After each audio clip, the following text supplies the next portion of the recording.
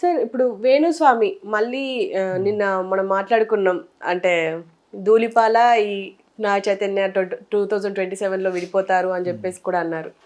అయితే ఇప్పుడు మళ్ళీ ఇంకో మాట ఏంటంటే నాగ చైతన్య తండ్రి కాలేడు అని చెప్పేసి అంటూ వార్తలు వచ్చినాయి. అసలు ఎలా సార్ ఈయన ఎందుకు సైలెంట్గా ఉండలేకపోతున్నారు? వేరే వాళ్ళ పర్సనల్స్ ఎందుకు ఇంతగా మాట్లాడుతున్నారు? యాక్చువల్గా నాగార్జున ఏమాత్రం కామన్ సెన్స్ ఉన్న సోషల్ మీడియాలో ఇటువంటి నాన్ సెన్స్ ఫిల్లర్స్ ఉన్నారని తెలుసుకుని కోర్టులో కేసు వేయడం కానీ ఒక వార్నింగ్ ఇవ్వాలి.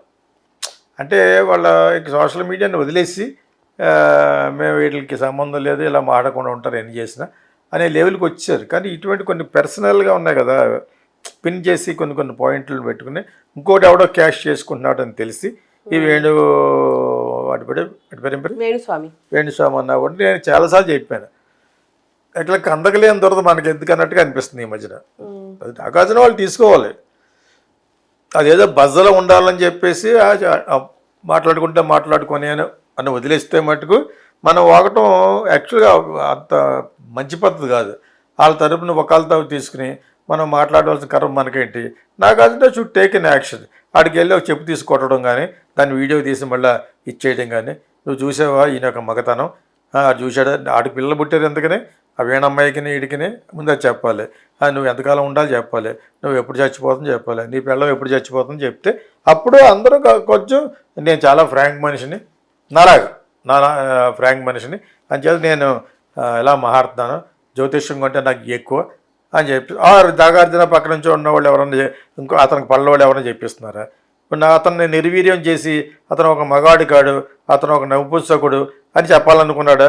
అతను ఏమైనా అన్యాయం చేశాడు నీకు? ఈయన చెప్పడానికి కారణం only for the social media exposure గురించే కావాలనుకుంటే మటుకు ఈయన చెప్పుదూసి కొట్టాలి నా లెక్క ప్రకారం. వాళ్ళకి లేని దొరకదు మనకేంటి, నాగార్జున లేని దొరకదు మనకేంటి.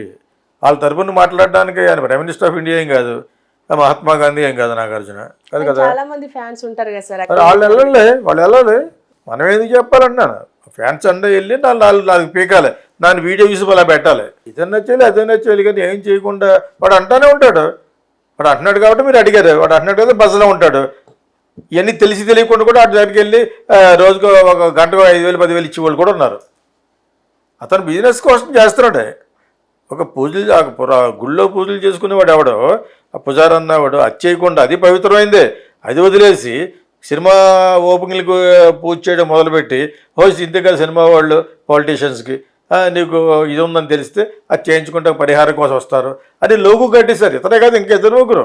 ఇతను మొదలుపెట్టాడు, ఇతనికి ఏదో ఇన్ని వ్యూస్ వచ్చిందని చెప్పేసి ఇంకోటి ఎవడం మొదలుపెట్టాడు. శ్రీమాత్రేయ నమః అంటే చెప్పాం కదా వీళ్ళందరి గురించినే. వాగర్ధ వివ సంపృక్తం వాగర్ధ ప్రతిపత్తి మాకు తెలియదేంటి. జగదపితరవు వందే భారవతి పరమేశ్వర చెప్పమ్మా అంటాడు. ఏంటి చెప్పేది బొంగు వాళ్ళు జ్యోతిష్యులు వాట్ అథెంటిసిటీ యూ హ్యావ్? అసలు ప్రైమ్ మినిస్టర్ గురించి ఏం చెప్తావు? కేసీఆర్ గురించి చెప్తే ముందుగా చెప్పేసిన వల్ల అది కొంచెం ఎఫెక్ట్ చేస్తుంది.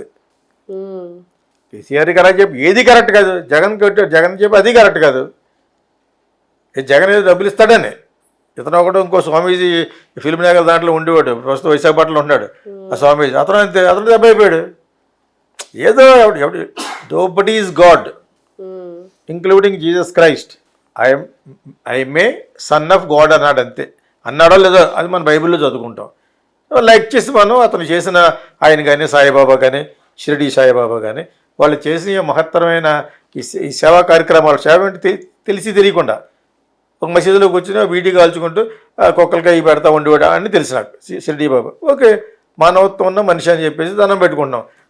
ఇంకోటి కూడా హిందూ కూడా వస్తాడు బయటికి, ఆ సాయిబాబా దేవుడు ఎవడన్నాడు నువ్వు చెప్పాలండి, నీ సర్టిఫికెట్ ఇవ్వాలడికి ఆయనకి.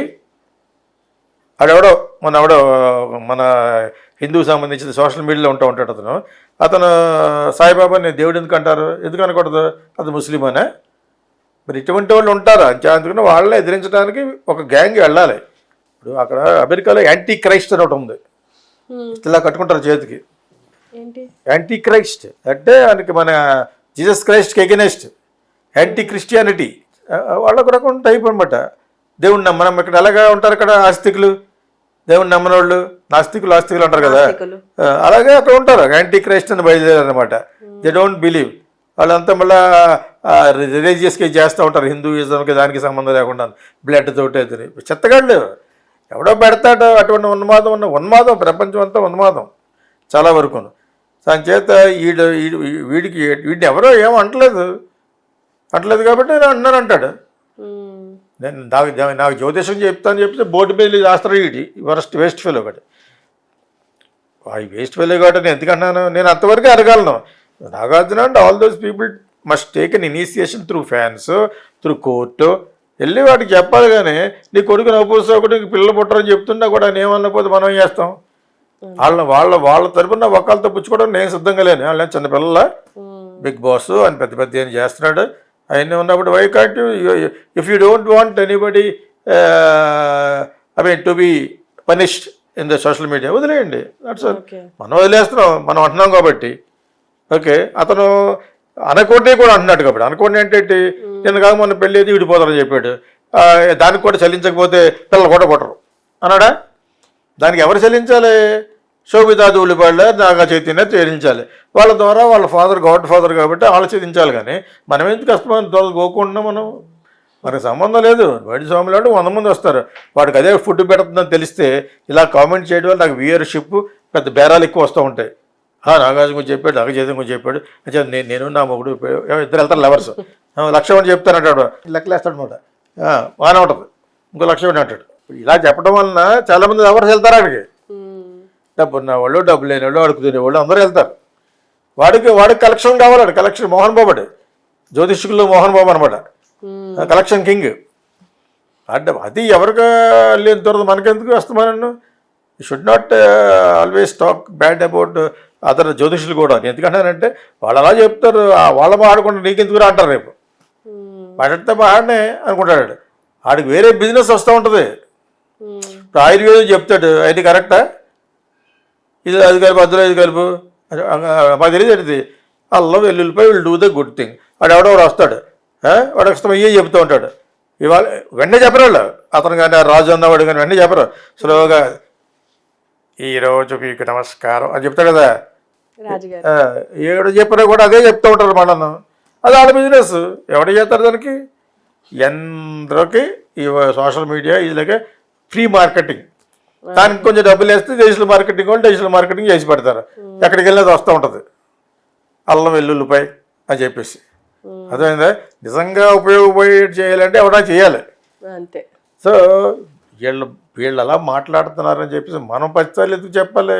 ఒకసారి చెప్పాను, 6 సార్లు చెప్పాను, వాడు వేస్ట్ ఫెలో అని చెప్పేసి.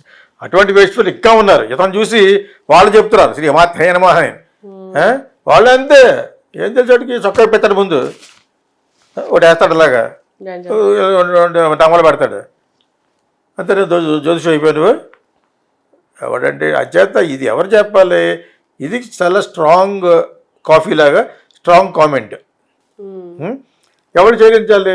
నాగచైతన్యాన్ని శోభితా ధూళిపాలు చెల్లించాలి.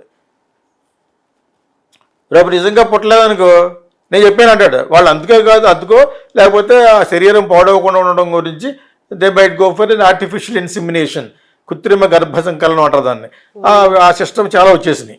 ఆ విధంగా కూడా వెళ్ళచ్చు. So nothing will happen. అలా కొంతమంది యాక్టర్స్లు కూడా చేశారు. నయనతార అలా చేసి ఉంది అనుకుంటు కదా. సో వాళ్ళకి నథింగ్ విల్ హ్యాపెన్. పిల్లల్ని పెంచేమనే ఇది కూడా ఉంటుంది. So there is no such rule. పిల్లల కాలాలు ఏం లేదు ఈ రోజుల్లో.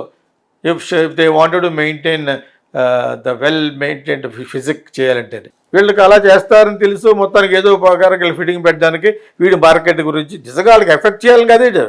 వీడి మార్కెట్ పెరగాలి.